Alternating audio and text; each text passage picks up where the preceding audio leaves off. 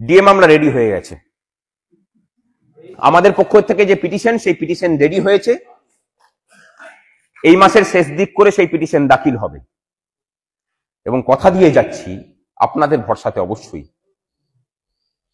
বীরভূম জেলাতে একটা স্কুল, একটা অফিসও যেন বাদ না যায়, সেটাকে আপনাদেরকে অ্যাসিওর করতে হবে। বাদ বলতে কি? ভিক্ষাংদেহী। একটা প্রবল প্রতাপান্বিত সরকারের সাথে লড়াই করার জন্য, যারা টাকার থলি নিয়ে ঘুরে বেড়ায়, তাদের সাথে লড়াই করার জন্য অর্থজোটটাও লাগবে। এবং কথা দিয়ে যাচ্ছি যে সরকারি প্যানেলে যা লয়ার আছে তার থেকে ভারী ভারী নামের লয়ার আমরা আমাদের দিকে দাঁড় করাবো এবং এই মামলার শুনানি হবে। হয়তোবা এমনও হতে পারে যে 25 সালের মধ্যেই ডিএ মামলা আমরা জিতে বেরিয়ে এলাম। চেষ্টা করছি।